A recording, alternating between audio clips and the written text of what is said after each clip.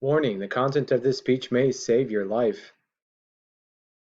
It's 2 o'clock on Saturday afternoon and you're at the park with your family. You notice the electronic sign across the street flash 99 degrees. Your daughter says, "Mom, it's so hot outside. Can we stop at the gas station for some soda?" You hesitate to say yes because you know it's not good for her. You reply, "How about some Gatorade instead? It's a lot healthier for you." What you don't realize is that a bottle of Gatorade is loaded with nearly as much sugar as soda and poses the same health risk. Many experts believe that sugar is the largest contributor to the increasing problem of overweight and obese Americans. People need to be warned about the dangers of a high sugar diet.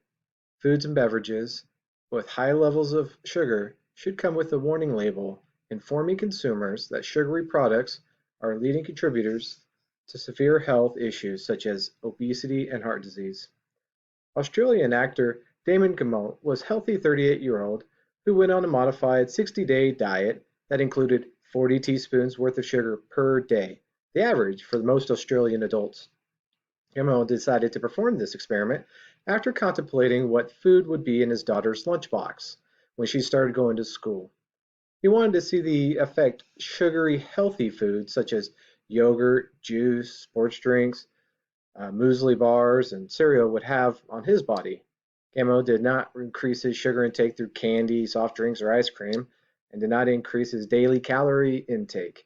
He had a difficult time feeling full and often felt lethargic. During the experiment, he gained more than 18 pounds and was shocked to find out that he was diagnosed with fatty liver disease. In an interview, he said, "Within a month, I was on the verge of being diabetic. I was very close to my liver getting cirrhosis.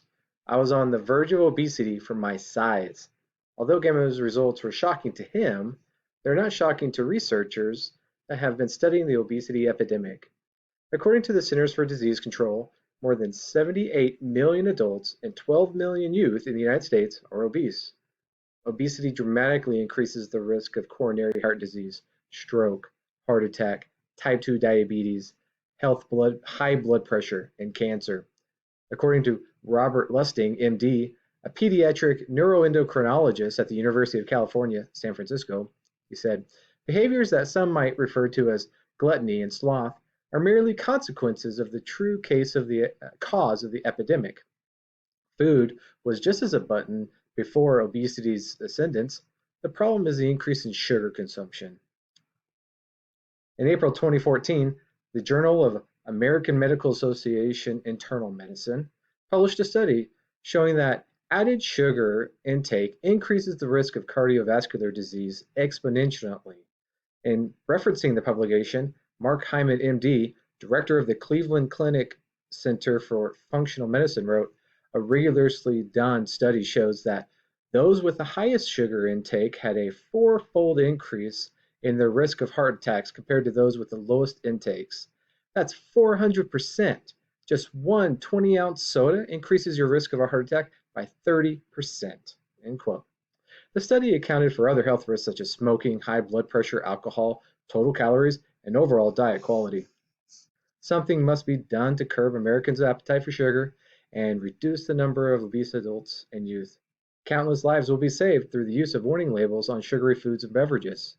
Educating consumers on the health risks of a high sugar diet through warning labels is the first step toward changing behavior that will result in healthier Americans. Some sugar advocates complain. Uh, some sugar Some argue that requiring companies to use their own packaging to essentially advertise against themselves is wrong because it unfairly blames sugary foods and beverages as the cause of obesity. Legislators in California have entered the sugar battle by seeking to require beverage manufacturers to place warning labels on sugary drinks. But opponents argue singling out soda is unfair. John Latimer, legislative advocate for the California Retailers Association and PepsiCo, said, "What are we telling consumers? That a 75-calorie soda needs a warning label, but a 250-calorie donut does not?" However, when you look at Latimer's numbers, they just don't add up. A 12-ounce can of Barq's root beer is a single serving and contains 45 grams of sugar and 160 calories, not 75. A single Original Glazed Krispy Kreme donut contains 190 calories and 10 grams of sugar. To consume the same amount of sugar from a Krispy Kreme donut as you do from a can of Barq's root beer, you would have to eat 4.5 donuts. Opponents also argue that warning labels on soda would reduce consumption and result in loss of middle-class jobs in that industry. However, a recent study performed by Lisa Powell, an economist at the University of Illinois at Chicago, found that adding health warning labels, even a 20% tax on sugary drinks would result in a net zero effect on jobs in the beverage industry. Lost jobs would be offset by new jobs as consumers switch to alternate drinks such as diet soda. Opponents are not arguing that health warning labels on sugary drinks and foods would not reduce the sugar intake of consumers and improve their health, but argue that it's simply unfair and too expensive. Similarly, tobacco companies argue that putting health warning labels on their products was unfair. However, the requirement for health warning labels on tobacco products has proven that the results of saving cherished and priceless human lives outweighs any unfair blame and increased costs experienced by product manufacturers. A review performed by Sandbrook Research International concludes there is clear evidence that tobacco package health warnings increase consumers' knowledge about the health consequences of tobacco use and contribute to changing consumers' attitudes toward tobacco use as well as changing consumers' behavior. The use of tobacco products has steadily declined since the first warning labels was placed on tobacco packages in 1965. An estimated 8 million American lives have been saved from smoking-related deaths. Most adults understand that drinking soda and eating ice cream is not very healthy, but they don't realize that healthy sports drinks and low-fat yogurts are making them and their children sick. Sugar is believed to be the largest contributor to the increasing problem of overweight and obese Americans. Warning on sugary beverages, such as the legislation being fought for in California, is a start, but needs to be extended to all foods and beverages with added sugar. Requiring manufacturers to include warning labels on high sugar products will reduce the number of adults and children suffering from obesity and saving miserable lives from being lost to preventable heart disease. So what can you do? Next time it's 99 degrees outside and you want to grab a Gatorade for your daughter, reach for a bottle of water instead.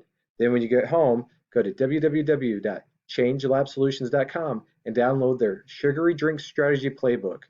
ChangeLab Solutions are advocates for putting warning labels on sugary drinks. Their playbook includes information, including a template for pushing for safety warning labels on sugar-sweetened beverages in your local communities and on the state level. Again, the website is changelabsolutions.com/food-beverages. Go there right now and help fight the sugar battle in your community.